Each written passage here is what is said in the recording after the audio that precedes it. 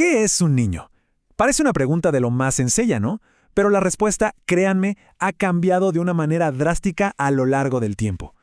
Hoy vamos a explorar una idea que es realmente fascinante, que la niñez, así como la conocemos, no es una constante biológica, sino una invención, un concepto que hemos ido moldeando y que nos moldea a través de la historia. Pensemos en esto por un momento. Esa imagen que tenemos de una infancia súper protegida, llena de juegos, completamente separada del mundo adulto, bueno, eso es, en el gran esquema de la historia, algo bastante nuevo. Durante la mayor parte del tiempo, la experiencia de ser niño era algo radicalmente diferente.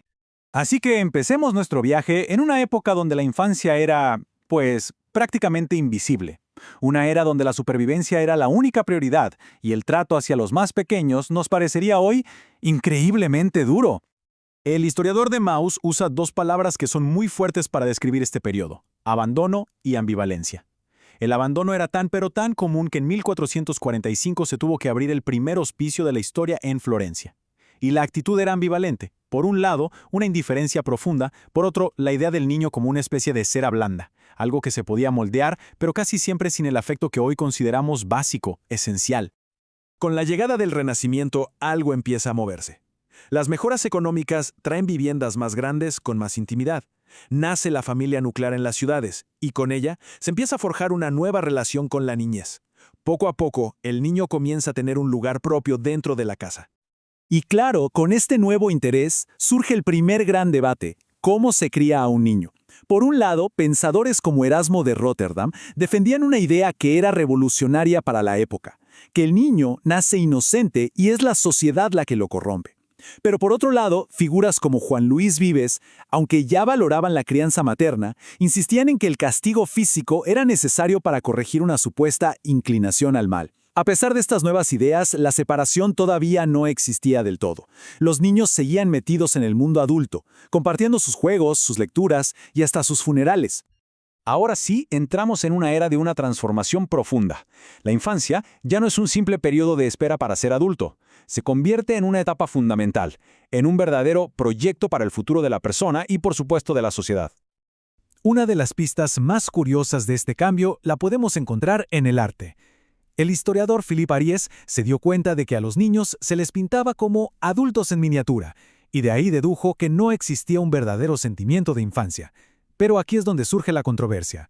Otros historiadores, como Linda Pollock, responden que, un momento, no podemos juzgar el afecto de los padres solo por el estilo de un retrato. Quizás era solo una convención artística de la época. La pregunta queda abierta: ¿qué nos dice realmente una pintura? Y es justo en este contexto que el filósofo John Locke introduce una idea que lo va a cambiar todo. La mente de un niño es una tabula rasa, una especie de pizarra en blanco que se moldea por completo a través de la educación y la experiencia. Con esta idea, la infancia se convierte, ahora sí, de forma definitiva, en la etapa más crucial de la vida. Esta cita de Locke es, sin duda, un punto de inflexión. Por primera vez se dice con toda claridad que lo que pasa en los primeros años de vida define al adulto. De repente, la responsabilidad de educar cobra una dimensión nueva y enorme. Y si Locke sentó las bases, Jean-Jacques Rousseau fue quien construyó el edificio de la pedagogía moderna. Su propuesta fue realmente radical para su tiempo. En lugar de forzar al niño a ser un adulto, teníamos que empezar a entenderlo en sus propios términos. En su famosa obra Emilio, Rousseau ataca directamente las costumbres de la época. Critica cosas como fajar a los bebés, que les impedía moverse, y aboga por algo tan fundamental como la lactancia materna y la higiene. Pero su idea más revolucionaria es esta: la infancia tiene sus propias formas de ver, pensar y sentir. La educación no debe imponer, sino adaptarse. En resumen, su mensaje resuena hasta el día de hoy: dejemos a los niños ser niños. Avanzamos al siglo XIX, un periodo de auténtica explosión en el interés por la niñez. La ciencia, la literatura y, por primera vez de forma sistemática, la ley ponen al niño bajo el microscopio. Y aquí está el punto clave. La infancia deja de ser un tema solo para moralistas y filósofos, y se convierte en un objeto de estudio científico. Nace formalmente la psicología infantil como disciplina. Ahora se busca entender, medir y clasificar el desarrollo del niño. Este nuevo enfoque científico fue impulsado por pioneros fascinantes. Tenemos a Jean-Marc Itard y su estudio del famoso niño salvaje de Aveyron, a William Pryor cuyo libro El alma del niño prácticamente funda la disciplina. Incluso la mismísima teoría de la evolución de Darwin inspira una nueva curiosidad por entender cómo se desarrolla un individuo desde que nace. Pero ojo, este descubrimiento no fue solo científico. Al mismo tiempo, la cultura estaba creando un universo totalmente nuevo para los niños. Se consolida la literatura infantil y con ella se abren las puertas a mundos mágicos, a héroes inolvidables y a aventuras diseñadas exclusivamente para su imaginación. Pensemos un momento en los nombres de esta lista. Los hermanos Grimm, Andersen, Lewis Carroll, Mark Twain, Julio Verne, Sus historias no solo definieron la infancia de esa época, sino que siguen formando parte fundamental de la nuestra. Crearon un imaginario infantil que perdura hasta hoy. Y el tercer gran pilar de este cambio fue la ley. Por primera vez el Estado empieza a intervenir de forma sistemática. En 1841 aparecen las primeras leyes que limitan el trabajo infantil. En 1889 ya se legisla contra la crueldad. Y para 1899 ya existen tribunales especiales solo para menores.